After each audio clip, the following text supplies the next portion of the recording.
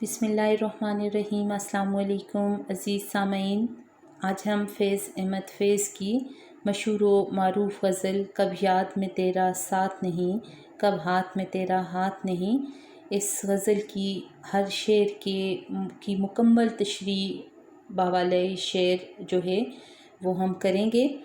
آپ نے اس کو اچھے انداز میں سننا ہے، سمجھنا ہے اور اس کو اپنے پاس نوٹ بھی کرنا ہے۔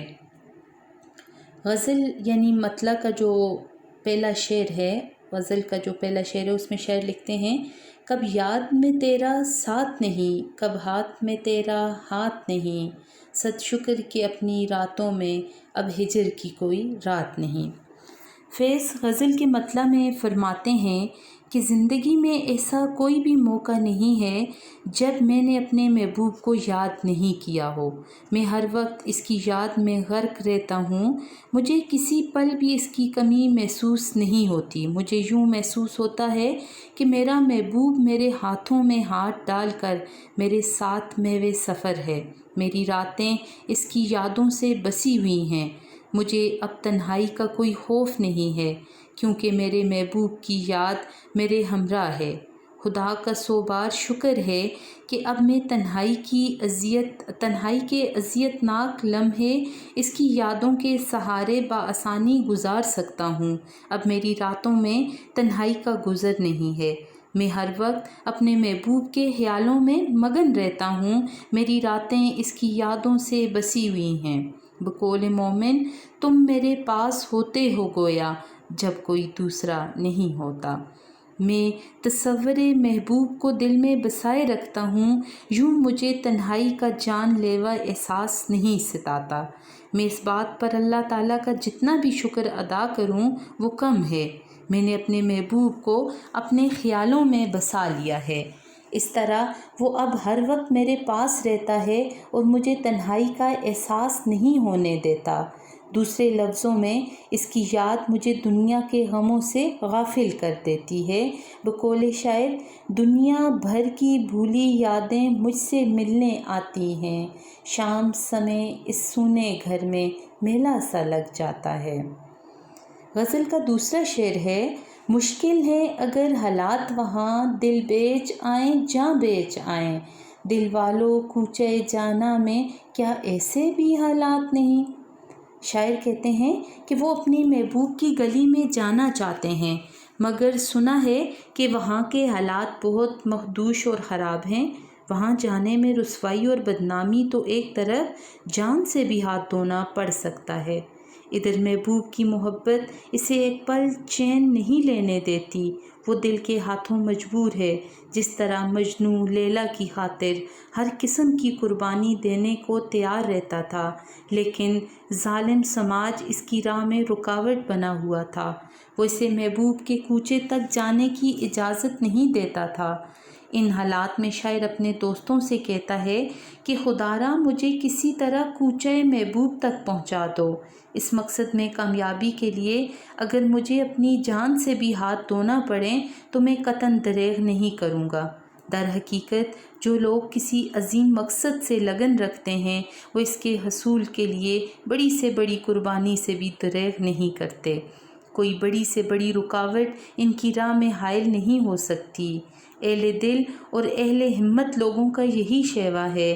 یاد رہے کہ فیض بھی اپنی اشتراکی نظریات کے مطابق انقلاب لانا چاہتے تھے، اس سلسلے میں انہیں قید و بند کی صعوبتیں بھی برداشت کرنا پڑیں لیکن وہ اپنے نظریات سے دستبردار نہ ہوئے۔ خواجہ میر درد نے کچھ ایسا ہی مضمون پیش کیا ہے، کہتے ہیں بہت آرزو تھی گلی کی تیری، سو یہاں سے لہو میں نہا کر چلے۔ غزل کا اگلا شعر ہے جس دھج سے کوئی مقتل میں گیا وہ شان سلامت رہتی ہے، یہ جان تو آنی جانی ہے اس جان کی تو کوئی بات نہیں۔ فیض عاشق کی عظمت بیان کرتے ہیں کہ جس شان اور آن بان سے کوئی قتل گاہ کی طرف جاتا ہے وہ اس کی عظمت کی شناخت اور پہچان بن جاتی ہے۔ جان تو آنی جانی شے ہے، اس کی پرواہ نہیں کرنی چاہیے، مقصد یہ کہ انسان کو اعلیٰ و ارفع مقصد کی خاطر اپنی جان سے بھی ہاتھ دھونا پڑے تو گھاٹے کا سودا نہیں ہے۔ انسان تو مر کر امر یعنی زندہ و جاوید ہو جاتا ہے۔ اہل ہمت اور اہل مقصد رکھنے والے لوگ جان کی پرواہ نہیں کرتے، بلکہ وہ ہنسی خوشی عظیم مقصد کے لیے جان کا نذرانہ پیش کر دیتے ہیں۔ ان کے پائے استقلال میں لرزش نہیں آتی اور نہ وہ ہراساں یا بددل ہی ہوتے ہیں، بلکہ جان نثاری کو وہ اپنے لیے ایک اعزاز سمجھتے ہیں، جیسا کہ حضرت عثمان رضی اللہ تعالیٰ عنہ نے خلیفہ وقت ہوتے ہوئے شہید ہونا گوارا کر لیا، لیکن نہ باغیوں کے سامنے سر جھکایا اور نہ اپنی ذات کی خاطر کسی ایک مسلمان کو بھی دفاع کی اجازت دی۔ آپ رضی اللہ تعالیٰ عنہ نے منصب خلافت نبوی صلی اللہ علیہ وآلہ وسلم کے تحفظ اور اتحاد ملت کے لیے اپنی جان کا نذرانہ پیش کر دیا اور زندہ و جاوید ہو گئے۔ قرآن مجید میں ارشاد ہوتا ہے کہ وہ لوگ جو رائے حق میں شہید ہو جائیں انہیں مردہ مت کہو، بلکہ وہ زندہ ہیں، لیکن تم ان کی زندگی کا شعور نہیں رکھتے۔ بقول غالب جان دی ہوئی اسی کی تھی، حق تو یہ ہے کہ حق ادا نہ ہوا۔ غزل کا اگلا شعر ہے: میدان وفا دربار نہیں، یہاں نام و نسب کی پوچھ کہاں، عاشق تو کسی کا نام نہیں، کچھ عشق کسی کی ذات نہیں۔ کہتے ہیں کہ وفا کا میدان کسی بادشاہ وقت کا دربار نہیں کہ جہاں انسان کے حسب و نسب کے بارے میں پوچھ گچھ کی جائے گی۔ میدان عشق میں وہی سب سے زیادہ معتبر ہے جو اپنی جان پر کھیل جائے۔ مطلب یہ ہے کہ میدان عشق و محبت میں کسی عاشق سے اس کا حسب و نسب نہیں پوچھا جاتا، اس کی ذات پات نہیں دیکھی جاتی، بلکہ عاشقی کے لیے وفاداری اور جان نثاری شرط ہے۔ لہٰذا عشق و محبت کے میدان میں کوئی بھی شخص داخل ہو سکتا ہے۔ اس کے لیے اس کی شان و شوکت، عزت و جاہ اور مال و دولت کو نہیں دیکھا جاتا، اور یہ نہیں پوچھا جاتا کہ وہ کون سے خاندان اور قبیلے سے تعلق رکھتا ہے، کیونکہ عاشق تو صرف عاشق ہی ہوتا ہے، اس کی کوئی اور پہچان نہیں ہوتی۔ عاشق کسی کا نام نہیں، بلکہ کوئی بھی شخص جو اس کا اہل ہو اپنے آپ کو عاشق ثابت کر سکتا ہے۔ اس طرح عشق کی کوئی ذات پات نہیں ہے، بلکہ یہ سچی وفاداری اور جان نثاری کا نام ہے۔ مجنوں کی شہرت اس کے حسب و نسب کی وجہ سے نہیں، بلکہ اس کے جذبہ وفاداری اور جان نثاری کے باعث ہے۔ حضرت بلال حبشی رضی اللہ تعالیٰ عنہ ایک غلام تھے، لیکن خدا اور رسول اللہ صلی اللہ علیہ وآلہ وسلم سے سچے جذبہ عشق کے باعث انہیں وہ مقام حاصل ہوا جو کسی بڑے سے بڑے بادشاہ کو بھی نصیب نہیں ہو سکتا۔ بقول علامہ محمد اقبال رحمۃ اللہ علیہ: اقبال کس کے عشق کا یہ فیض عالم ہے، رومی فنا ہوا حبشی کو دوام ہے۔ اگلا شعر ہے: گر بازی عشق کی بازی ہے، جو چاہو لگا دو ڈر کیسا، گر جیت کے تو کیا کہنا، ہارے بھی تو بازی مات نہیں۔ اس شعر میں شاعر نے عشق کو ایک کھیل سے تعبیر کیا ہے۔ یہ عام مشاہدہ اور تجربہ ہے کہ زندگی میں انسان جو بھی کھیل کھیلتا ہے اور جو بھی مقابلہ کرتا ہے، اس کا مقصد کامیابی اور جیت ہوتا ہے۔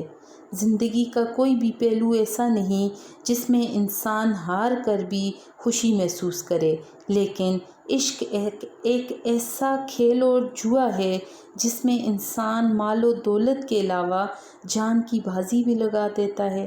اگر جیت کے تو عشق کے جذبہ، کیف و سرور کے ساتھ محبوب کی محبت اور اس کی رفاقت نصیب ہوگی، اور اگر ہار کے تو عشق کی معراج حاصل ہوگی، اور یہ بھی ایک اعزاز سے کم نہیں۔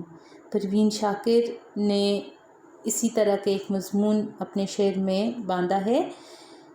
کہتی ہیں: اس شرط پہ کھیلوں گی پیا پیار کی بازی، جیتوں تو تجھے پاؤں، ہاروں تو پیا تیری۔